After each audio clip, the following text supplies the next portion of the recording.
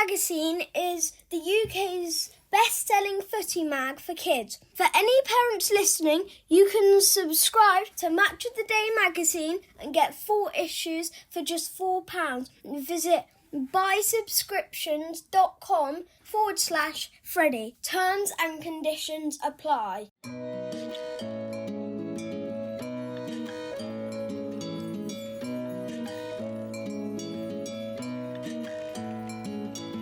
Hello, welcome to a new and very special episode of Freddie and Friends Football Podcast. This is a football podcast for children by children. I am 8 years old and my guests are usually about the same age. Each episode we will be discussing a football subject. Me and some friends will have a chat and then tell you what we have learned. First of all, let me introduce you to this week's brilliant pundit, Lindy Myers. Lindy, are you excited by this week's episode? Yes. The reason Lindy said yes is because we have a special guest. The special guest is Eve Ainsworth. Eve is an author who has written some books for young adults and some books for children. Her next book is a really exciting story of a football team, the first women's team, that came from a factory in 1917 during the First World War. The book is called Kicking Off Dick Curd Girls. Hello, Eve. Thank you for being on the podcast. Hello, thank you so much for having me. Can you tell us what the book is about and why it is so special?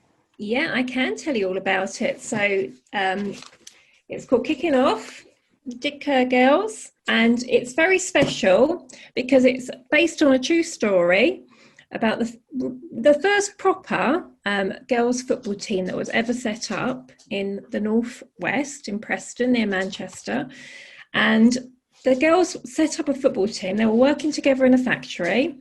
So they were working during the First World War. They were working together in a factory, helping to make weapons for the war, and working very hard together, and obviously, drawn together as a group. And they started to play football to keep fit and to improve their health. And they were really, really good. They were really good at football, which shocked a lot of people because obviously girls in those days didn't play football. They didn't play sport. And they started to play more and more. And they started to play games, and people started to watch them and enjoy watching them. And they raised lots of money for the soldiers in the World War I. So they raised lots and lots of money and got lots of attention from people all across the country. So they were very popular. Have you always been fascinated by this true story? How did you find out about it, and what inspired you to write about it? Well, I'd heard of the Dick Kerr Girls quite a long time ago. I think they were on a news programme that I was watching. And I remember that it came on and there was a news report about these women that had played football a long, long time ago. And they'd been very, very good. They were really, really, really well known. But they'd kind of been forgotten about. We'd forgotten about them over time.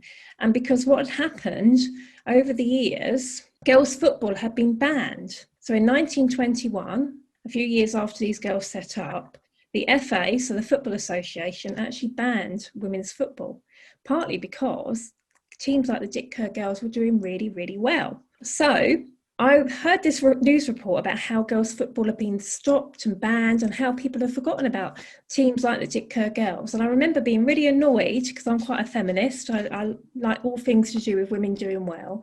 And I remember thinking that was awful that happened. And I read a bit more about the Dick Kerr Girls and their successes. And then a publisher approached me about, the UCLan, the publisher approached me about writing a fictionalised story about the Dick Kerr Girls, because they had a wonderful historian who know lots and lots and lots about the girls, but they wanted a fictionalised story. They wanted a story that young people could read and find out more about these wonderful women. And I was absolutely delighted to do it. I really wanted to be a part of it. Were you interested a lot more in that bit of women's football before you wrote the book? Or were you not so interested in that bit, you're just interested in football? As in like, has what bits you're interested in particularly changed because of writing this book? I think that's a really interesting question. I've always loved football. always loved football. So I grew up with 4 brothers, older brothers, and I used to watch football all the time growing up. But we didn't really have football. I mean, at my school, girls didn't play football. That didn't happen. So I didn't really know of girls' football growing up. It just wasn't a thing that happened. So I've always loved football and followed football, men's football. When I heard this news report that I told you about the Dick Kerr girls, which was a few years ago, and I remember thinking, oh my goodness, I didn't know that women's football was banned all those years ago and stopped women from playing for such a long time. And I didn't know that was why women's football hadn't progressed. It made me more interested in women's football and women's game. And I watch women's football now, I watch men's football. But certainly I started off as a youngster just liking football. Yeah, I have actually been to a couple of games. I went to Arsenal versus Tottenham, women's football. Wow. No, the Arsenal are really good. I remember it was the first Arsenal versus Tottenham in the top flight. So the Women's Super League, women's team was the first one. And I went to it with my grandparents. Yeah, my dad's family has been 4 lines, including me. 4 generations of Tottenham. Brilliant. Oh, that's good. Yeah. We've got 2 Tottenham fans here then. War is a big subject on the book. Was it emotional? And do you think our generation can understand what it is like? It's very emotional writing about war. It's really, really hard to write about sometimes. And World War One was, I think we talk a lot about World War Two maybe now in schools, but maybe not so much about World War One. And World War One was a very, very hard war, especially for the men that went out to fight, because they had to do a lot of face-to-face combat. So they were really out, really properly fighting. And there was lots of horrible things that happened to them. Like, for example, I talk about mustard gas, which is something that is used as a weapon, and it's a gas that gets into your lungs and it can cause burns, and that's what Freddie, Hetty's brother, experiences when he goes out to war. There's lots of quite disturbing and horrible things, and a lot of soldiers in World War One experienced something called shell shock, which at the time they didn't really understand it. They just thought that soldiers came back and were a little bit sad or a little bit, they just didn't really understand what was going on. But nowadays, we understand that soldiers that are at war really do struggle. They really have problems. They have flashbacks and they have really horrible feelings of what they've seen, and it has a lot of emotional problems for them. But in World War One, that wasn't that understanding. So a lot of soldiers came back and they were quite poorly, not just physically, but in their minds as well. So it was quite hard to write about. And I think that a lot of young people perhaps don't know as much about World War One and what a lot of people went through in World War One. And I think as well, young people perhaps don't know as much about what the women did in World War One. There's been some books recently about the suffragettes, which is brilliant, which is the women that rose up to talk about equality and fairness for women.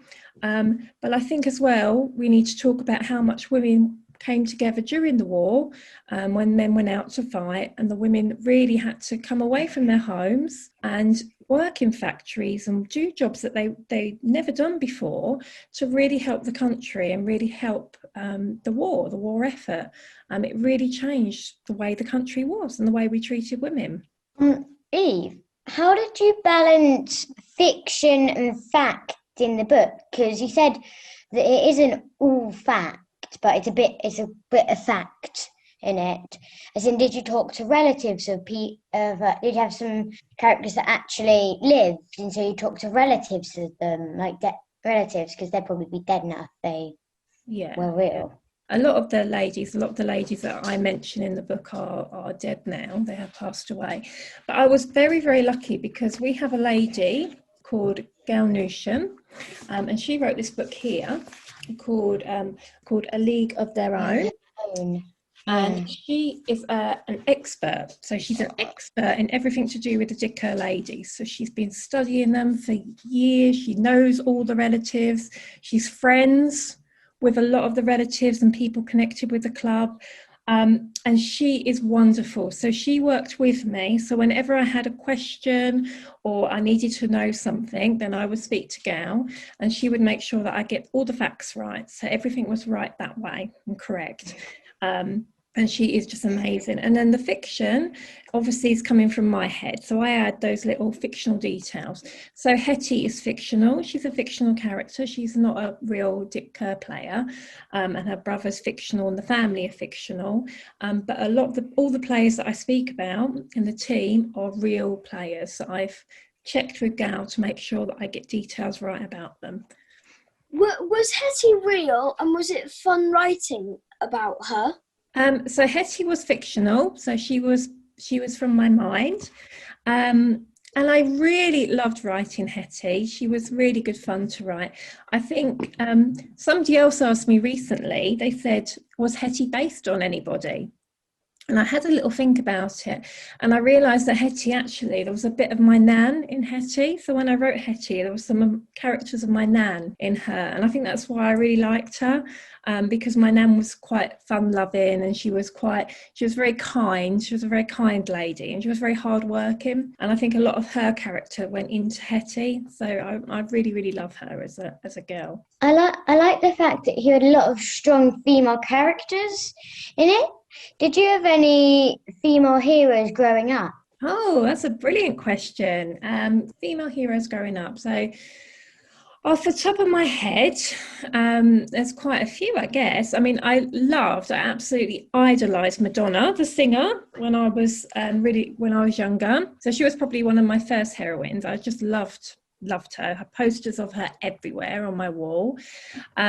I actually like quite a few historical characters as well, like Elizabeth I. So she was like an amazing queen, and lots of things happened when Elizabeth I was queen. And I think she was very powerful, and she was very brave and strong, and a strong leader. So I really looked up to her because I quite like history. So I quite like reading a lot of history. So I liked her as a character. I enjoy history a lot, especially Tudor history. At the moment, I'm in a kind of Tudorish house. It was built in the rule of Henry VII. Wow, that's amazing. I'd love to live in a house like that. That'd be really cool. I don't live in it. I'm just in a hotel for one night. Oh, sorry. That's cool as well. I live in London, very near Freddie. Oh, okay, yeah. It's even got a medieval toilet over there. Oh, wow. It doesn't got an actual toilet, which is weird. It might be haunted. I mean, it's got like literally a hole. Wow, that's amazing.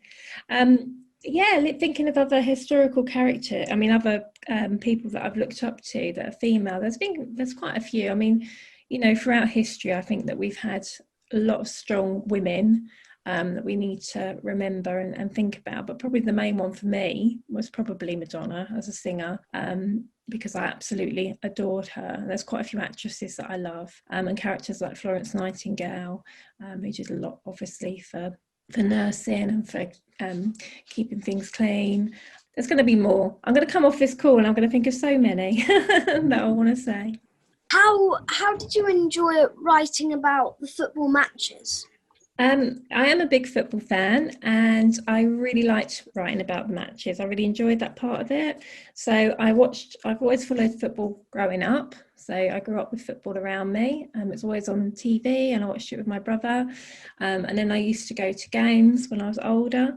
My boy, who's a year older than you, Freddie, he's 9.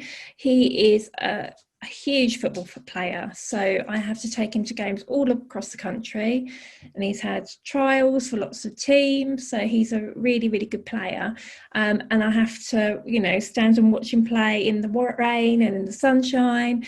They're taking him tomorrow, so it's really nice to be able to write about something that I watch all the time, so it's really lovely to do it. Do you think women's football gets the attention it deserves?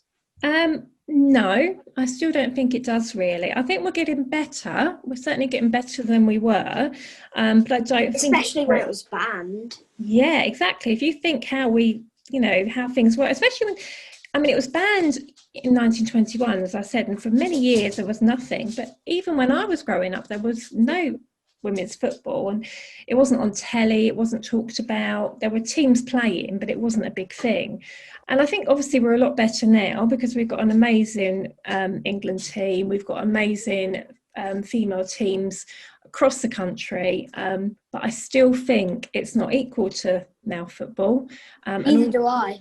Yeah, and all the time it's like that, then it's just not fair. And the girls are amazing. They're absolutely thrilling to watch. You know, they're just as good as the men, if not better, and it should be equal.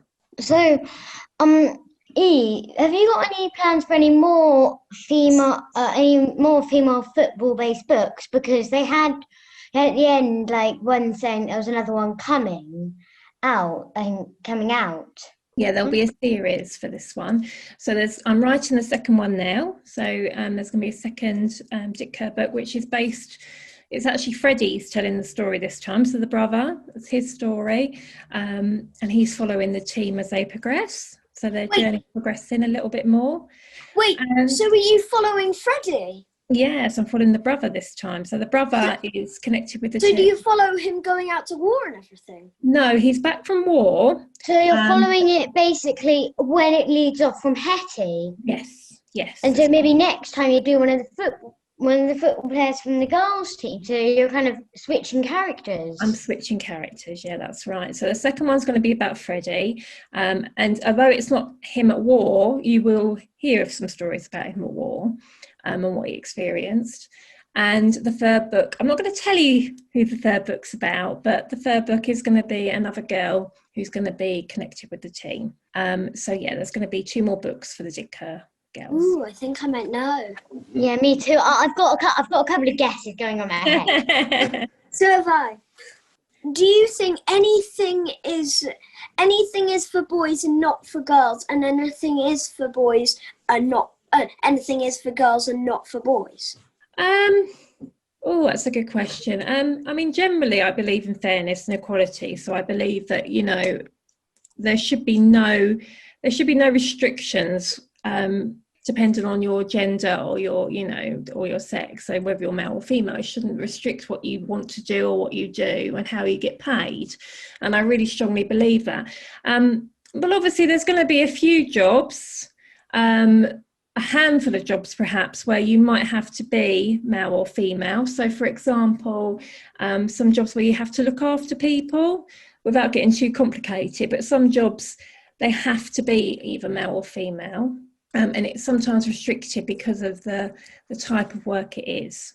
But it's very rare that comes up, very rare, and that shouldn't be, you know, that's a very rare example. So in general, in answer to your question, Freddie, without making it all complicated, I don't really believe in the main that there are the restrictions depending on your gender. I think that you should be able to do in life what you want to do and not be restricted by your gender or by your race or your religion or anything. That shouldn't be a restriction. Everybody should have a fair chance to do what they want to do and not be restricted by those things.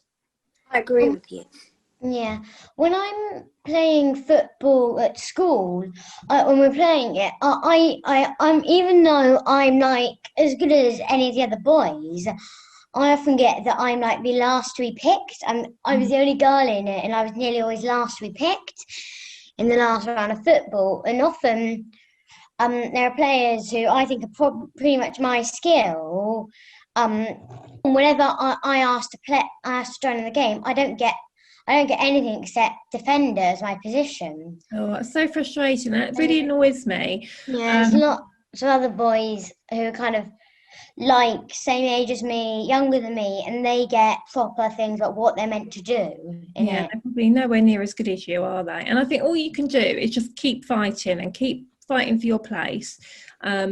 And hopefully in time it will get better and better as, you know, people realise that girls are just as good and girls can play, you know, football just as well. You know. When I was captain at football club, you were nearly always first to be picked. Oh, well, there you go. Yeah. I've only got 2 boys who pick me, and annoyingly, one of those boys has just moved out of my school, and the other of those boys they're both pundits on here actually, but one of those boys is a year older than me, and one of those boys has just moved out of the school. Oh, wow. A good boy. It's very annoying. But it is hard. It is hard. There is still that going Oh, on. could I tell you my last question, Eve? Yeah, of course. What is the book or piece of work you were most proud of? Of all my work. Yeah.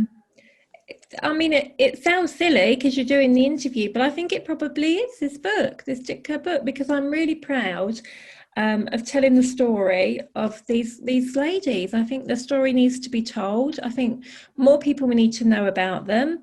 And I just think they're absolutely amazing. I love them. I absolutely love these women. I think they did such a wonderful thing. Not only did they work really, really hard in the factories and really hard, difficult conditions, but they then went out and they played amazing, amazing football. You know, they were really skilled and talented, and they became recognised. They, you know, after my first book, you know, they go off and play internationally. You know, they play around the world. They are amazing women. And I think more people need to know about them. Yeah, I agree with you. I'm really excited to read the second book. Oh, thank you. I think you'll enjoy it because I think you'll like Freddie's story. Eve, what football team do you support? That would have been funny because you're on a Zoom call with 2 Tottenham fans. I know, this is not going to go well, is it? Mine's really complicated and you're going to think, oh my goodness. Really, really, really, truly, I'm a Fulham fan. So Fulham's who I go and see, I used to go and see with my uncle, my brother-in-law. They're my second team. Are they? Oh, Yeah. That's good. But when I was younger, when I was a teenager, I really started to follow with passion Manchester United. I mean, they were huge when I was growing up. They were absolutely huge. They were winning everything. Yeah, I know. They were amazing. And I had a little bit of a crush on David Beckham. So I followed them with an absolute passion. Every game I was watching, I couldn't go and see them because I lived too far away. So Fulham was the team, because Fulham at that time were in the 3rd division, so they weren't doing so well. So I'd go and see Fulham and I'd be following Man United. So really I've got a soft spot for both of them. And my house, so my husband and my children support Crystal Palace. So I've got a whole mix going on here. So I see. Yeah, I have to be really careful because my house is quite near the Arsenal Stadium, even though I'm a Tottenham fan. Oh. Once I actually managed to get into the Arsenal Stadium wearing a Tottenham shirt. Well, that is brave. But then I have to tell you that my little boy plays for Brighton and he's a Palace fan. And those two are Wait, what? He plays for Brighton? He's in the reserve. He's in like the academy reserves, and he has to go and train for Brighton with Brighton Club. But he's a Palace fan, so that doesn't go down very well. Well, that was a fantastic chat. Thanks for listening. Bye, everyone. Bye. We'll see you next time on Freddie and Friends Football Podcast. Bye.